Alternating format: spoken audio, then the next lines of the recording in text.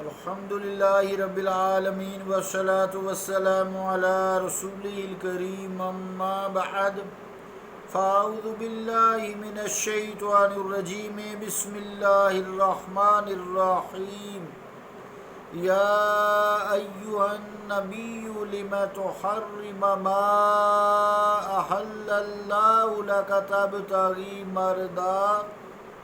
مردات ازواجک صدق اللہ العظیم۔ واجب احترام سامعین، السلام علیکم ورحمۃ اللہ وبرکاتہ۔ آیت کریمہ جو سورہ التحریم کی ہے اس کا ترجمہ یوں ہے: اے نبی مکرم صلی اللہ علیہ وسلم، آپ کیوں حرام کرتے ہیں اس چیز کو جسے اللہ نے آپ کے لیے حلال کر دیا ہے؟ کیا آپ اپنی بیویوں کی خوشنودی چاہتے ہیں؟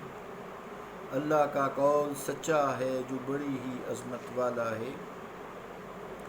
عزیزان گرامی قدر، اس آیت پہ گفتگو جاری ہے کہ اللہ کا اختیار سب سے زیادہ ہے، کہ جسے وہ جتنا جتنا دے دے اس کی حد ہے، اللہ کے اختیار کی کوئی حد نہیں ہے۔ تو حلت و حرمت کے سلسلے میں حضور کریم علیہ السلام کو بھی احکام الہی کا لحاظ کرنا پڑتا ہے۔ تو امت کے لیے ان چیزوں کو کس شمار میں لایا جائے جن کی حرمت قرآن و حدیث سے تو ثابت نہیں ہے، مگر کچھ لوگ انہیں اپنے خیال کے مطابق حلال اور حرام قرار دیتے ہیں، حالانکہ انبیاء علیہم السلام کو بھی بعض امور میں حلت و حرمت کے حکم لگانے کا اختیار نہیں دیا گیا، جیسا کہ اس آیت سے بھی ظاہر ہے۔ پھر فقہاء، علماء، مشائخ کرام اور عامۃ المسلمین مومنین کو ایسے اختیارات کا مالک کیسے سمجھا جا سکتا ہے؟ یقیناً نہیں سمجھا جا سکتا۔ تو فقہاء، علماء اور اولیاء کرام تو اسی شے کو حرام کہہ سکتے ہیں جسے قرآن و حدیث نے، یعنی اللہ تعالیٰ کے کلام نے اور حدیث مبارکہ نبی مکرم صلی اللہ تعالیٰ علیہ وآلہ وسلم نے اپنے فرمان جو اذن الہی ہے، باذن الہی ہے، اس کے مطابق حلال کہا ہے یا حرام کہا ہے، اسی کو کوئی شخص چاہے عام ہے چاہے خاص ہے حلال کہہ سکتا ہے اور حرام کہہ سکتا ہے، جسے اللہ تعالیٰ اور اللہ کے رسول نے حرام یا حلال قرار دیا ہے، جسے قرآن حدیث نے بھی وضاحت کی ہے۔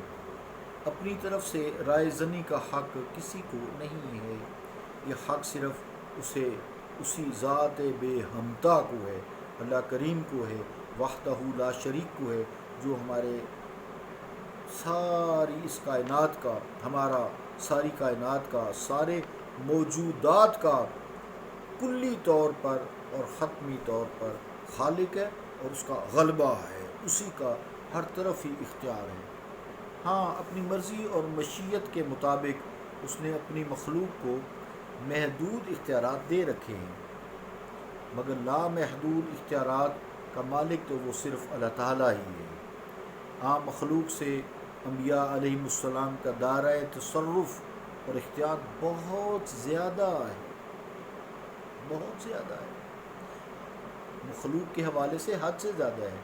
اللہ تعالیٰ کی تو حد ہی کوئی نہیں ہے، ان کی پھر حد مقرر کر دی ہے۔ عزیزان گرامی قدر، حضور کریم علیہ السلام کے بارے میں سورہ نجم میں یہ بات ثابت ہوتی ہے، ان هو الا وحی یوحیٰ کے حوالے سے، وما ینطق عن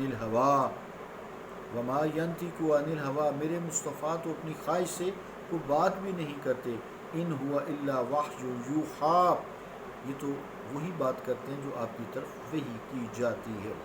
تو رسالت مآب صلی اللہ تعالیٰ علیہ وآلہ وسلم کا جنبش لب، یعنی کوئی نطق، آپ کی گفتگو، کوئی لفظ وحی سے خالی نہیں ہے، اسے وحی خفی کہا جائے یا وحی جلی کہا جائے۔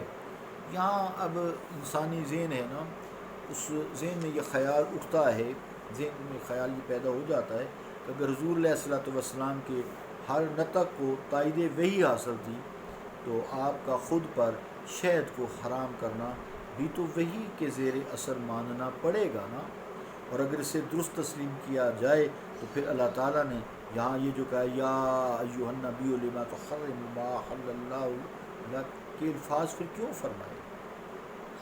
انسان ہے نا، اسی سے انسان ٹھوکر بھی کھا جاتا ہے اور اسی سے انسان نور بھی پا جاتا ہے۔ صحیح اللہ تعالیٰ نے ذہن عطا کر دیا، صحیح سمجھ آ گئی، اپنا دائرہ اختیار صحیح استعمال کر لیا تو نور ہے، ادروائز پھر ٹھوکریں ہیں، جہنم ہے، سزا ہے، گناہ ہے۔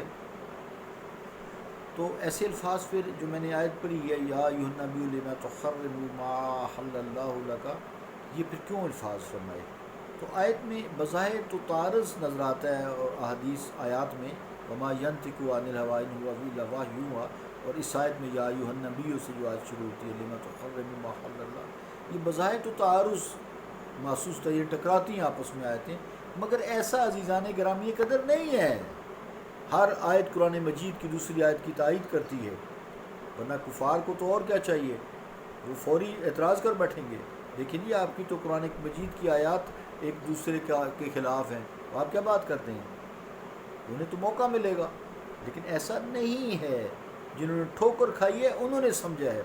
حضور کریم علیہ الصلوۃ والسلام کا خود پر شہد کو حرام کرنا وحی خفی کے زیر اثر تھا، وحی خفی کے زیر اثر تھا، جسے وحی جلی یعنی قرآنی آیات نے منسوخ کر دیا۔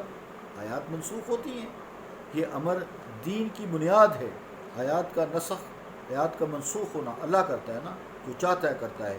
تو وہ یہ قرآن مجید کی ایک اساس ہے، کہ قرآن مجید کی یہ اساس ہے، جیسا کہ قرآن مجید نے بھی فرما دیا ارشاد باری تعالیٰ ما ننسخ من آیات او ننسیھا نأتی بخیر منھا او مثلھا، قرآن مجید کی آیات ہیں، یعنی جب کوئی آیت ہم منسوخ فرمائیں یا بھلا دیں تو اس سے بہتر یا اس جیسی لے آئیں گے۔ یہ تو قرآن مجید ہے، اس میں کوئی پریشانی والی بات نہیں ہے۔ تو شہد والی جو آیت ہے وہ وحی خفی ہے، اس کو وما ینطق عن الہوی ان هو الا وحی یوحی نے جو ہے وہ تنسیخ کر دی، اس میں کوئی ایسی بات نہیں ہے۔ قرآن مجید نے کہا ہے ما ننسخ من آیۃ او ننسیھا نأتی بخیر منھا او مثلھا، قرآن مجید نے کہا ہے۔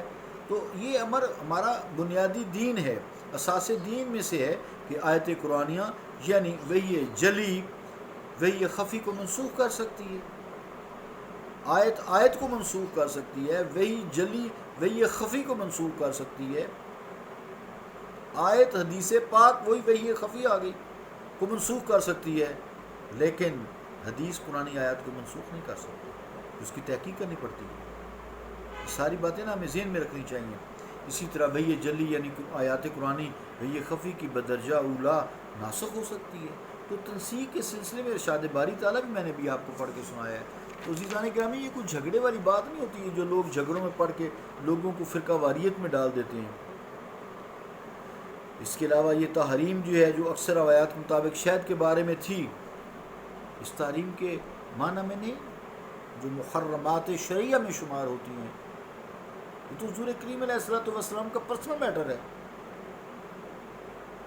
یعنی کیونکہ محرمات شرعیہ جو ہیں، مثلا جو شرعی احکامات ہیں، زنا ہے، چوری ہے، قتل وغیرہ کی تحریم، اس چیز کے کبھی ہونے کی وجہ اور ہیں، وہ تو اور چیزیں ہیں۔ یہ تو حضور کریم علیہ الصلوۃ والسلام کا ذاتی معاملہ ہے، ہماری ماؤں کا معاملہ ہے، تو اس سے شریعت سے تو کوئی تعلق نہیں نا۔ جو لوگوں نے اس کو اڑا دیا، جی یہ دیکھیں جی وہ ہو گیا، جو رسول کریم علیہ الصلوۃ والسلام کی ذات کو نعوذ باللہ معاذ اللہ کمتر ثابت کرنے کے لیے، استغفر اللہ استغفر اللہ۔ تو ایسی عزیزان گرامی کوئی باتیں نہیں ہیں۔ انشاءاللہ یہ سلسلہ بھی چلے گا، فکر نہ کریں، چلے گا، تاکہ بات کو اچھی طرح ہم سمجھ لیں۔ صلی اللہ تعالیٰ علی رسول خیر خلقہ محمد وعلی آلہ واصحابہ اجمعین برحمتک یا رحمۃ اللہ۔